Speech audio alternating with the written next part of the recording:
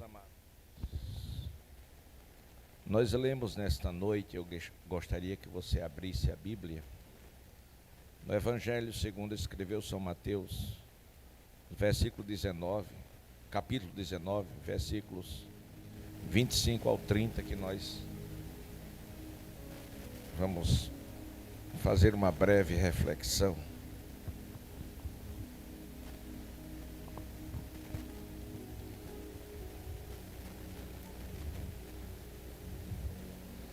O nosso foco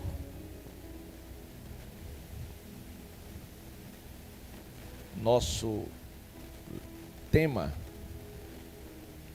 a ideia principal deste texto está no versículo 25, em uma pergunta feita pelos discípulos à pessoa de Jesus.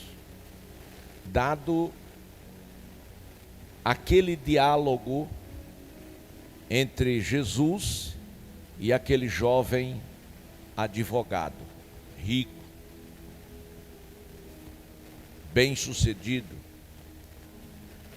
E a pergunta que os discípulos fizeram ao Senhor, ao ouvir aquele diálogo com o rico, foi: quem poderá, pois, salvar-se? Na outra tradução diz: quem poderá ser salvo? Essa foi a pergunta. E o motivo maior daquela pergunta não estava simplesmente no diálogo, mas estava no interior de cada um. Dado a conversa que eles ouviram entre Jesus e o jovem, eles agora mergulharam dentro de si mesmo e questionaram as suas situações. Cada um se questionou. E foi por isso que eles arguíram ao Senhor, querendo saber, querendo uma resposta, uma explicação. Quem pode ser salvo?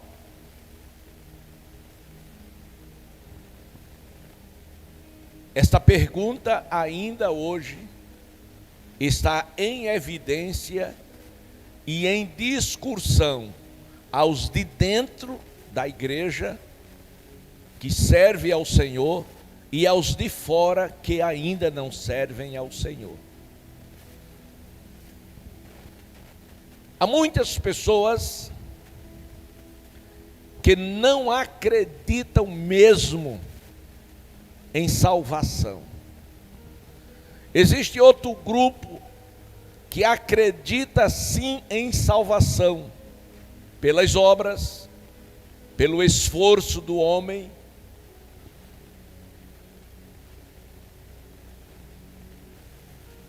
E você, que é crente, que está na casa de Deus, que conhece a palavra, que me diz?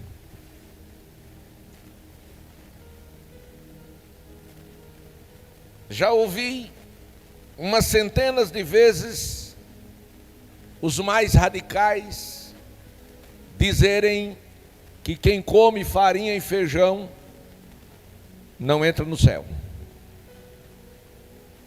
Eu ouvi muito isso. Já ouvi crentes fazer a seguinte declaração, quando alguém pergunta para ele ou confronta: você é daqueles que diz ser salvo? Ele diz: não, estou lutando para ser salvo.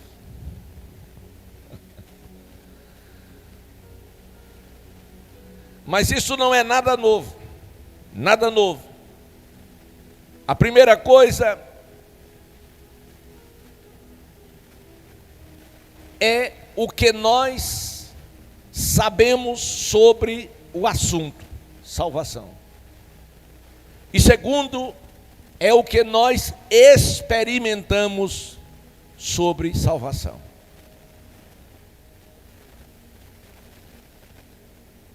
Duas situações, uma da mente e outra do coração. Coração, não órgão que bombeia sangue para o corpo. Coração, homem interior. Já que somos um espírito, possuímos uma alma e habitamos em um corpo. Salvação é livramento. Do quê? De quê? Livramento no sentido físico e livramento no sentido espiritual. No sentido espiritual, porque há uma eternidade, porque somos espírito. E a vida espiritual, ela não termina com a morte. A morte apenas separa o que é espiritual do que é material. Através da morte, nós deixamos o corpo, e ao deixar o corpo, ainda aonde estamos, no planeta Terra, alguém nos espera, já no mundo espiritual aqui na terra. Provérbios 5:24 para o entendido, aqueles que compreendem a revelação e absorvem e põem em prática. Para o entendido, caminho da vida, caminho da vida, é para cima, para desviar-se do inferno, que é para baixo, caminho da morte.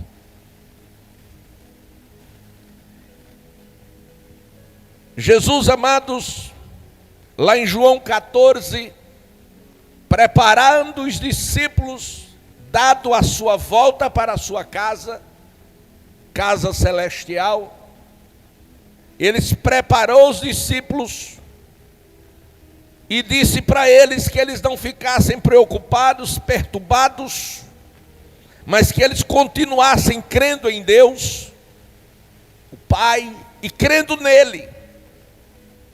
E deu a certeza que na casa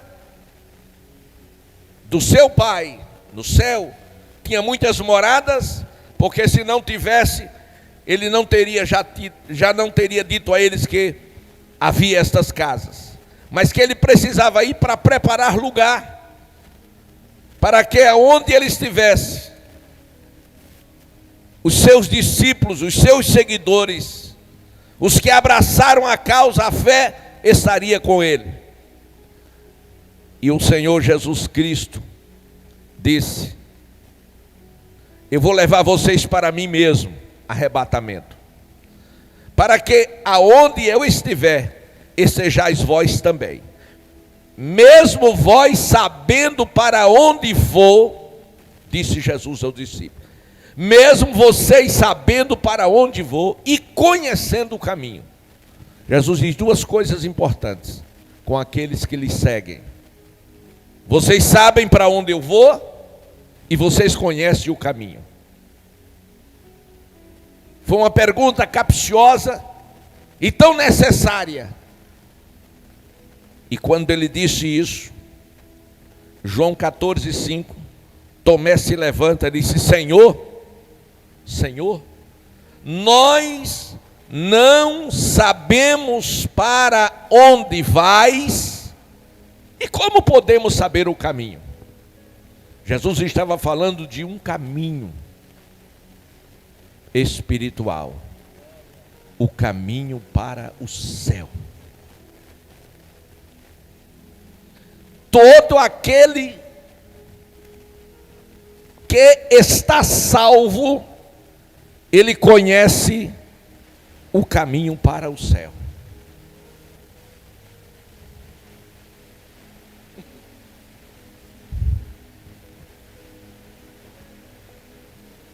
Se você está salvo, você não só conhece o caminho para o céu, mas você está andando nele.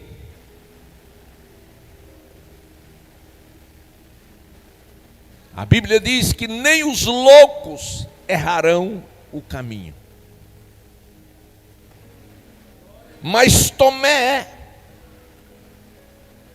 ele disse que nem sabia para onde Jesus ia e nem conhecia o caminho. Ou seja, o fato de Tomé ter andado com Jesus, ter aprendido os ensinos de Jesus, ter visto os milagres do Senhor Jesus, não deu a ele o direito dele ser salvo. Porque a salvação é algo que é produzido no homem interior à medida que ele acredita, que ele crê.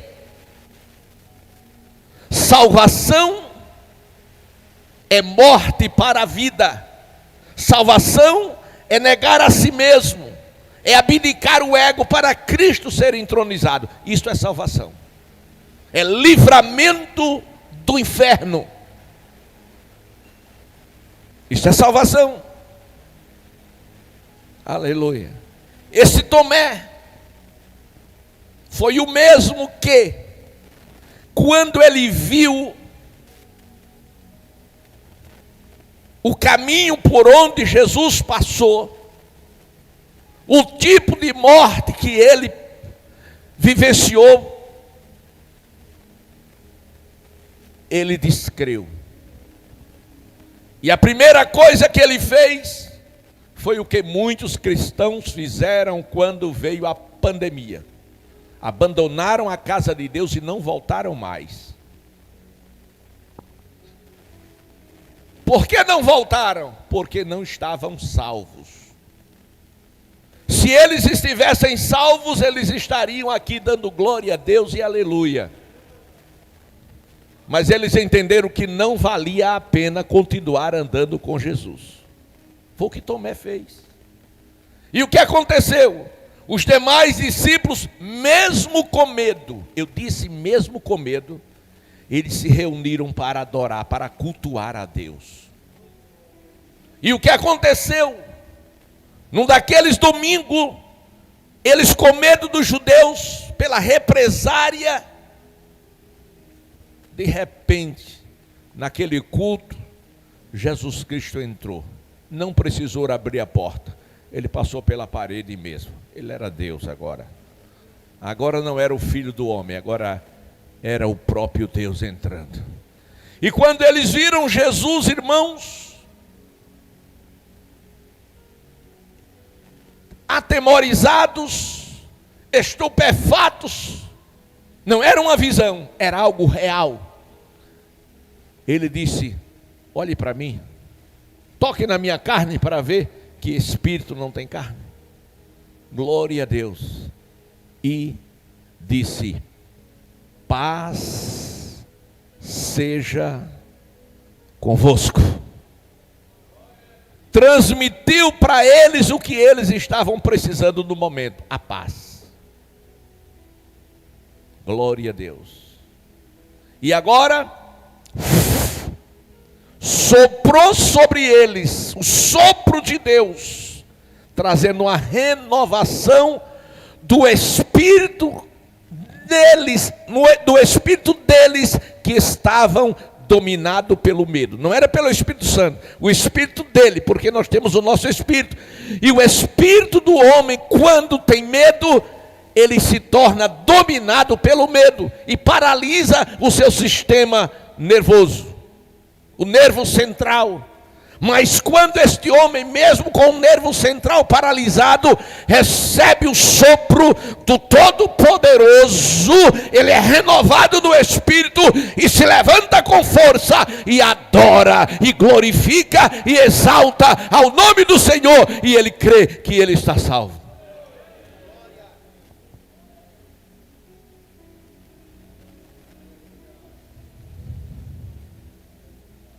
Olha para o irmão que está ao teu lado e diga: você está entendendo?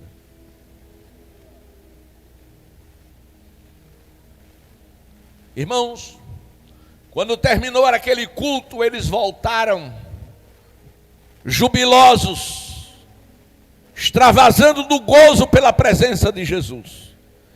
E quem ele encontrou no caminho? Tomé. Quem sabe, na porta de casa, conversando com os vizinhos. Tem crente que não tem tempo de vir para a igreja, mas tem tempo de ficar nas portas batendo papo. Não aqui não tem isso não, graças a Deus. Tem não. Aleluia. Aí quando viram os discípulos, tudo alegres, eles: e aí, como é que foi lá? O culto foi bom? Foi fervoroso? Foi frio? Disseram: você não sabe o que perdeu. O que foi? Sabe quem esteve lá conosco? Sei não. Jesus. Quem? Jesus. Não estou entendendo. Eu perguntei quem esteve lá, disse Jesus. Disse Jesus, disse sim, disse. Ele era crente, viu, irmão? Tomé era crente. Ele disse: não, senhor, eu não acredito.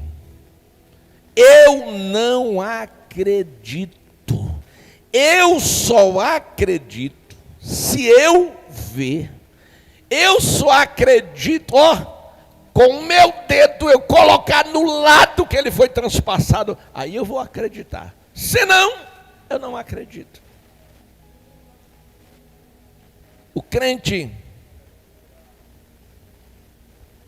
que não crê nas Escrituras, que não crê nas promessas, é um crente, porém, incrédulo. Mas o que aconteceu? No outro domingo, 8 dias depois, Tomé foi para o culto. Fazer o quê? Tirar a prova dos 9. Esses camaradas estão querendo me enganar. Esses camaradas querem que eu vá para a igreja, mas eu sei que fazer o quê lá? E ele foi por curiosidade. E a certa altura do culto, aparece, Jesus entra outra vez. Quando eles se dão conta, Jesus já está ali. Quando Tomé vê Jesus, irmãos, Jesus olha para ele e diz: Tomé,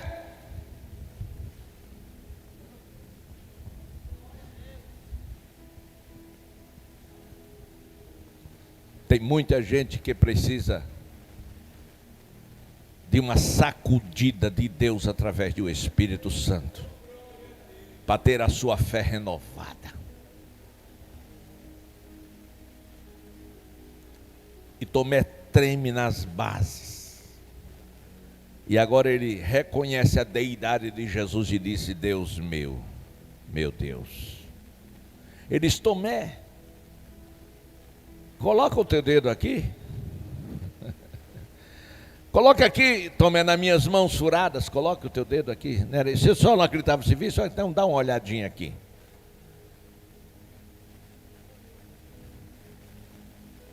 E disse: olha, Tomé, não seja incrédulo. Lá em João 20 você vai ler isso. Ele disse: Tomé, não seja incrédulo, seja crente.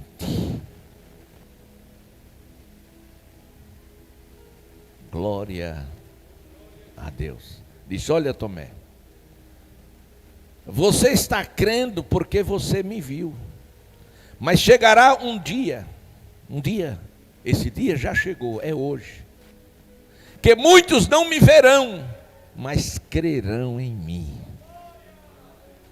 Não tivemos o privilégio de Tomé, de ver face a face a Jesus, de andar com ele, de ouvir da boca dele, mas nós cremos que Jesus Cristo é Senhor sobre as nossas vidas. Nós cremos que Ele salva, nós cremos que Ele cura, nós cremos que Ele liberta, nós cremos que Ele batiza com o Espírito Santo e com fogo, e nós cremos que Ele vem nos buscar e vai nos levar para o céu. Se você crê, levante a mão e glorifique. Aleluia! Então Tomé não sabia nem para onde ele ia, nem onde era o caminho. Mas em João 14, versículo 22, aparece Judas, não Judas o Iscariote. Este Judas aqui não é o Iscariote, mas é o próprio irmão de Jesus, filho de José com a irmã Maria. Glória a Deus. Então Judas, que um dia riu e zombou de Jesus, que mandou que ele saísse de casa, que fosse aparecer em outro lugar, por conta das verdades, ele agora diz assim: Senhor, de onde vem que te has de manifestar a nós e não ao mundo? De onde tu vem? Ainda havia em Judas aquele ciúme, porque todos seguia e servia e adorava a Jesus. E ele não podia entender se no entendimento dele Jesus era filho do mesmo pai com a mesma mãe, mas não era. Jesus era filho de Deus. Maria foi apenas um canal para que ele se fizesse carne. Glória a Deus. E lá no versículo 8, Filipe disse: Senhor, mostra-nos o Pai, é o que nos basta. Jesus ficou admirado, disse: Filipe, há tanto tempo eu estou convosco que você ainda não me conhece. Meu amado irmão, há quanto tempo você está andando com Jesus? Há quanto tempo você está andando com Jesus? E você já o conhece? E você já experimentou este amor dele? Deixa eu concluir por conta do horário, mas estávamos apenas descortinando. A bem da verdade, aquele jovem, ao procurar Jesus, ele tinha um propósito. Ele queria a vida eterna. É um desejo que todas as pessoas do mundo querem. O desejo de ir para o céu. Todas as pessoas que acreditam, claro. O desejo de ir para o céu. Quem é que não quer ir para o céu? Todo mundo. Até os que não acreditam, de se existisse, eu também queria ir. Glória a Deus. Então aquele homem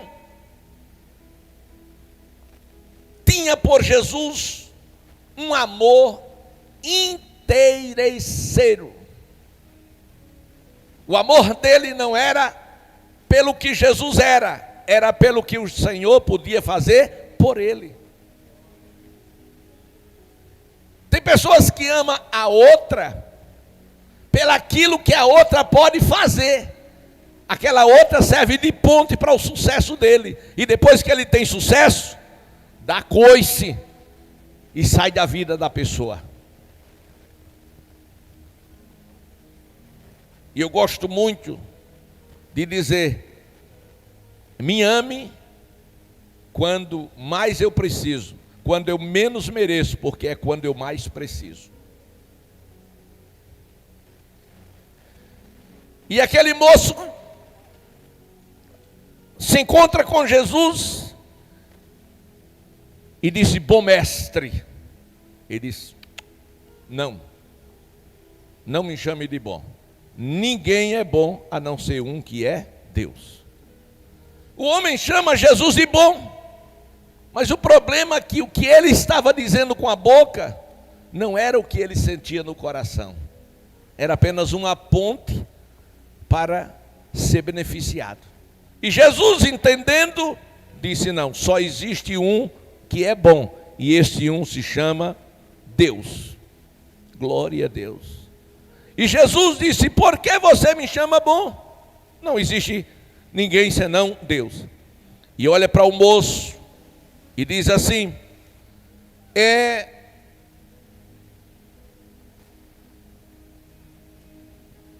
você quer a vida eterna?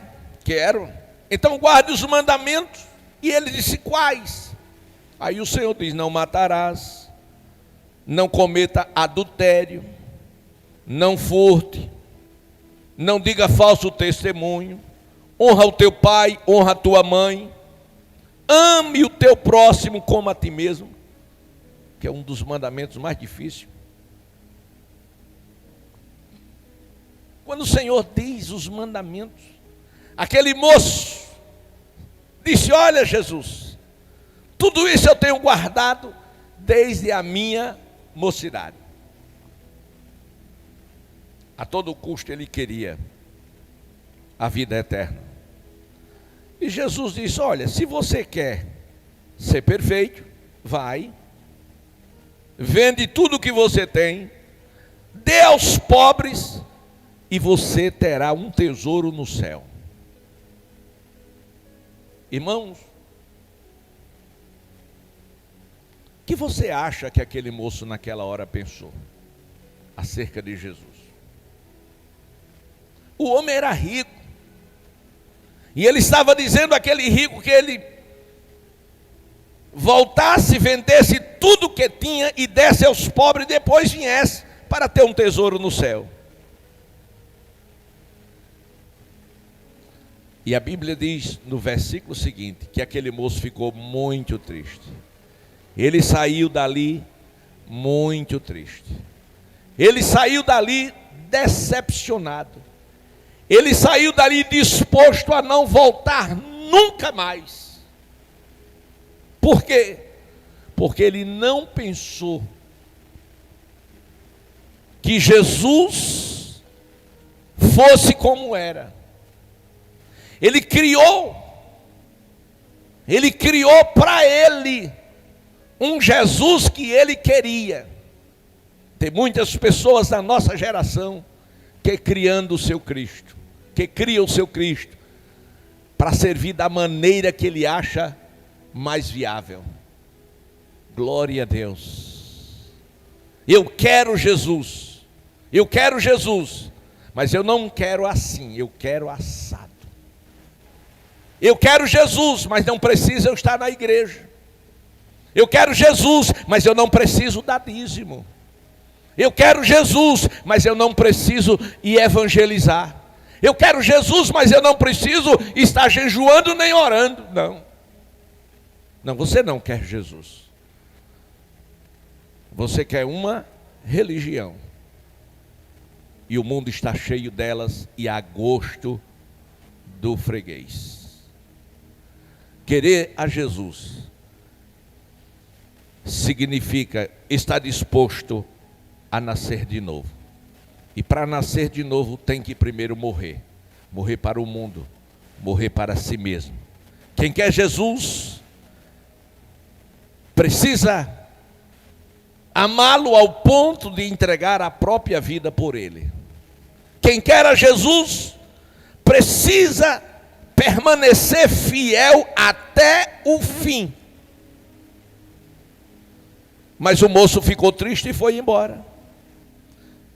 E aquilo ali, aos olhos dos discípulos, foi uma fatalidade. E os discípulos movido pela emoção, ficaram olhando para Jesus com aquele ar de censura, e Jesus, percebendo, disse: em verdade eu vos digo, como é difícil um rico entrar no reino de Deus. É mais fácil um camelo passar pelo fundo de uma agulha do que um rico entrar no céu. Ele não estava condenando nem o rico nem as riquezas. Não, não era isso. Rico entra no céu.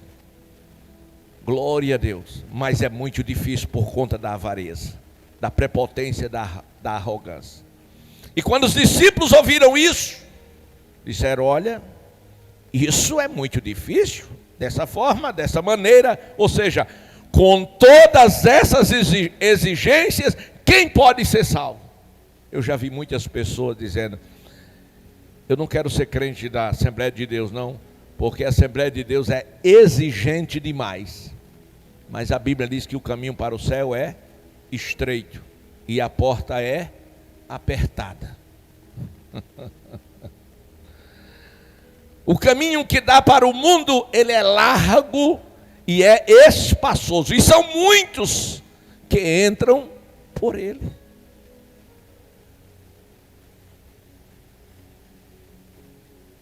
O caminho do céu, diga comigo, o caminho do céu passa pelo Calvário. Você não entendeu? O caminho do céu passa pelo Calvário. Aí o Senhor olha para eles, olha, aos homens isto é impossível, mas para Deus tudo é possível.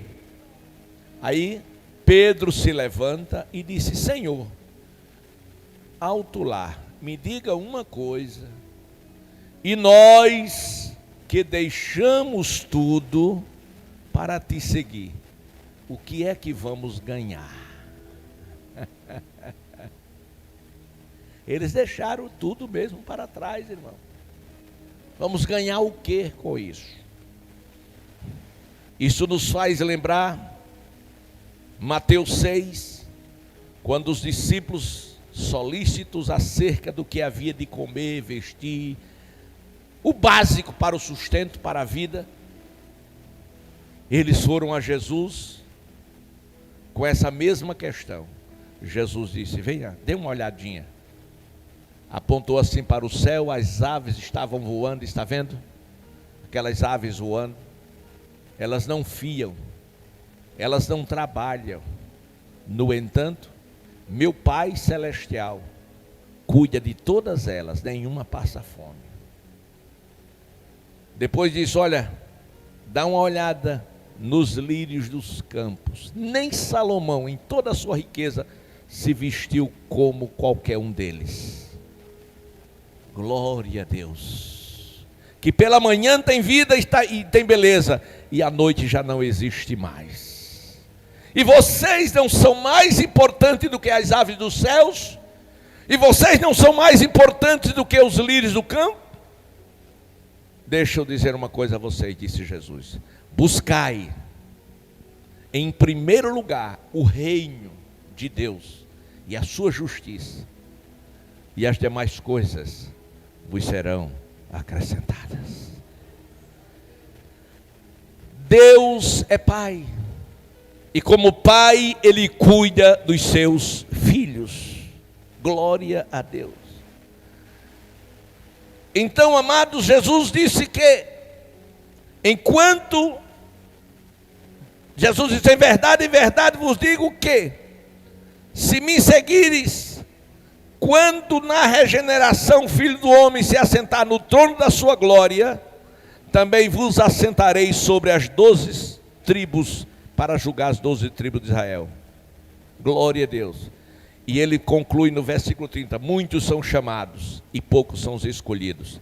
Nem todos que diz Senhor herdarão o reino dos céus. Mas no versículo 10 ele diz assim: porém muitos primeiros, ou os primeiros serão os derradeiros, e os derradeiros serão os primeiros. Ele falava de Israel, porque ele veio primeiro para Israel, e houve a rejeição.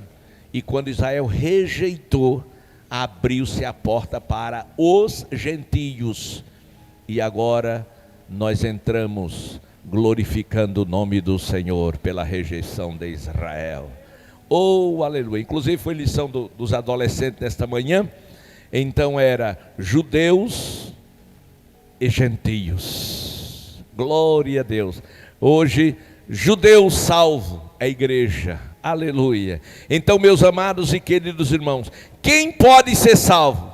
Todo aquele que tiver um encontro com Jesus e nascer de novo, nascer da água e do Espírito.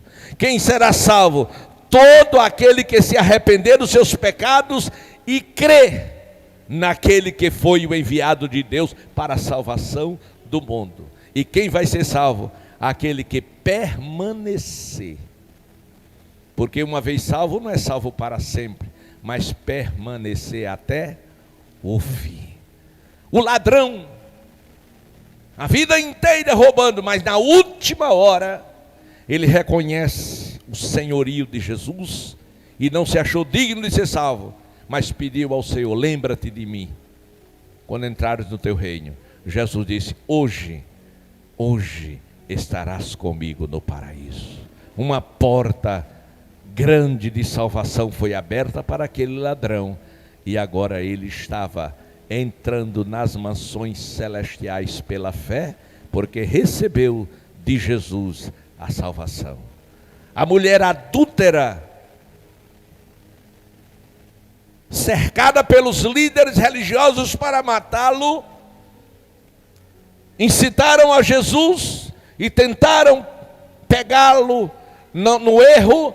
Jesus disse: quem não tiver pecado, atire a primeira pedra. Do maior ao menor saíram. Ele olhou para a mulher e disse: quem foi?